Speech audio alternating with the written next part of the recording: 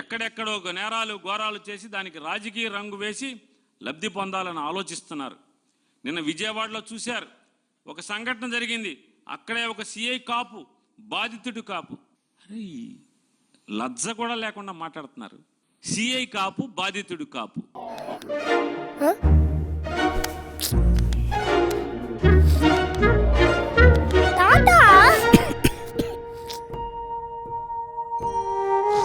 జలుబు, తలనొప్పి, నడుము నొప్పి, మోకాళ్ల నొప్పులు లాంటి లక్షణాల నుండి ఉపశమనానికి శాస్త్రిబామ్, ట్రస్టెడ్ బై మిలియన్స్ సిన్స్ 1992.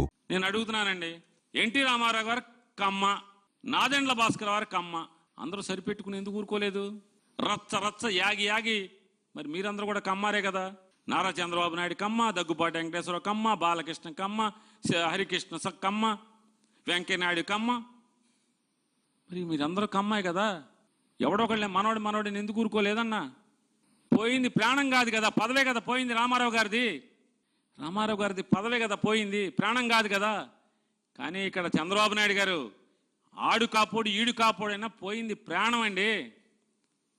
అంటే మీకు ఒక మనిషి సామాన్యుడి ప్రాణం పోతే, ఒక కాపోడు ప్రాణం పోతే ఎంత నిర్లజ్జగా, ఎంత నిస్సిగ్గుగా, ఎంత నీచంగా మాట్లాడుతున్నారు మీరు. మీ వయసు 80 సంవత్సరాలకు దగ్గర పడుతున్నారు. మీరు మాట్లాడే ఒక రాష్ట్ర ముఖ్యమంత్రిగా ఉండి మీరు మాట్లాడే భాష చచ్చిపోయినాడు కాపు, పోలీసు చంపేసిన పోలీసు కాపు అని మీరు మాట్లాడతారు. ఇది మీ విచక్షణ, పరిపాలనా దక్షత మీది. మీ విఘ్నతకు వదిలేస్తున్నా. మీ భాష, మీ ప్రవర్తన, మీ నీచమైన మాటలు. ఎవడు రాజకీయ రంగు పులిమాడు అండి? మీరు ముద్దు నిద్రపోతుంటే మీరు మీ కుమారుడి యొక్క ఎర్రబుక్ రాజ్యాంగంలో పోలీసులు ఈ రకంగా బరితెగించి పోలీస్ స్టేషన్లోనే మర్డర్లు చేసి శవాన్ని బూడిద చేస్తుంటే గొంతెత్తి అరవదా ప్రతిపక్షం అని అడుగుతున్నాను. ఏం చేయాలి ప్రతిపక్షం? నారా చంద్రబాబు నాయుడు గారు ఏమనుకుంటున్నారు? పోనీ ఏం ఆశిస్తున్నారు మీరు? ఖబర్దార్, జాగ్రత్తగా ఉండండి. ఎవడు ఖబర్దార్?